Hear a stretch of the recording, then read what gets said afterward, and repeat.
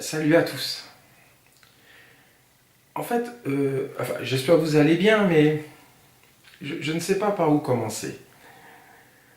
Vous vous en doutez, bien sûr, je parle d'Avenger Endgame. J'espère que vous l'avez vu. Si vous ne l'avez pas vu, bah, vous irez de toute façon. Mais pour faire la critique, j'avoue que j'ai du mal à savoir par quel bout prendre le film, ou par quel bout prendre la critique. Alors on va essayer. Alors si vous voulez, je vais prendre le parti pris de vous parler d'une séquence qui peut-être résume un peu l'aspect général du film. Alors il y a un moment donné où, lors de la bataille des Avengers contre Thanos, puisque c'est de ça qu'il s'agit, il y a un plan qui ne dure pas longtemps, 15 secondes, où on nous montre en fait toutes les héroïnes du film réunies dans ce même plan, un petit peu pour être dans l'air du temps, c'est-à-dire dans l'air de temps de MeToo, avec cette vague féministe bien sûr qui a eu lieu à Hollywood. Et donc bien sûr dans ce film ils se sont sentis obligés donc de faire ce plan. Mais le problème c'est pas le plan lui-même. Le souci c'est que à quoi il sert? Parce que si effectivement on réunit toutes les héroïnes pour servir le scénario, pour servir la cause d'une mission, et qu'il est évident qu'il fallait avoir toutes ces héroïnes pour pouvoir accomplir cette mission, d'accord.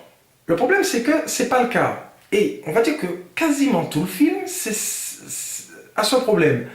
C'est-à-dire que toutes les scènes, on se demande bien, mais à quoi les scénaristes ont bien pu penser pour nous pondre Avenger Endgame? Non, parce qu'il faut vous le dire, c'est terrifiant. Après l'excellent Infinity War, on était en droit de s'attendre quand même à un film énorme, épique, émotionnel, avec des personnages qui ont un destin particulier, à qui il arrive des choses extraordinaires. Un film où l'affrontement est monumental. Eh bien non.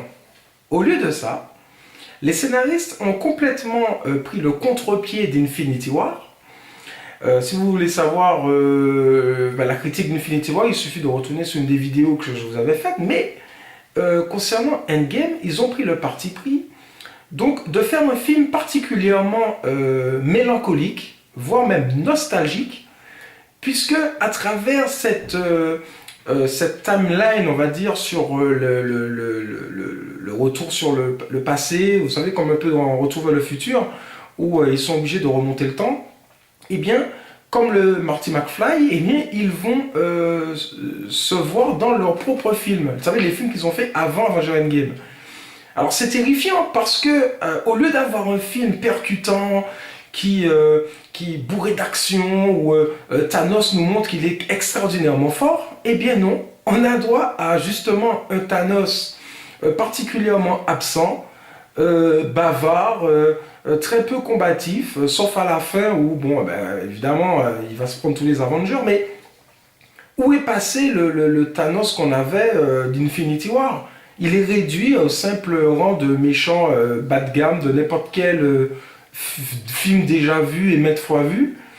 Là où le bas blesse, c'est que ce film a des tonnes de super-héros, mais le problème c'est qu'ils ne savent pas quoi en faire. Parce que autant dans Infinity War, il y avait une approche de chacun qui était fort intéressante, mais là, c'est pas le cas. Combien de ces super-héros sont passés à la trappe? Mais où est passé Spider-Man? Où est passé Black Panther? Où est passé Doctor Strange? Si ceux qui n'avaient pas été là dans le précédent film, genre Œil de Faucon et Ant-Man, apparaissent bien dans le film, eh bien ils occupent une grosse part du scénario.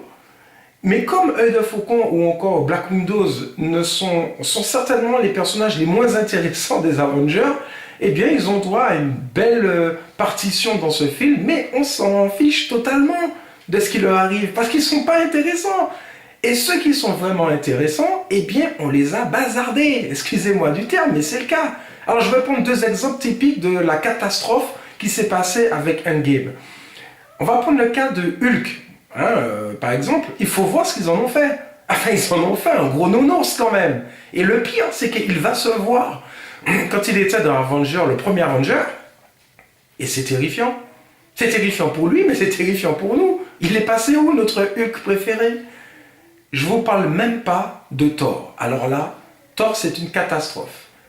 Qu'est-ce qu'ils ont bien fait du dieu du tonnerre d'Asgard? Il faut voir pour le croire ce qu'ils en ont fait.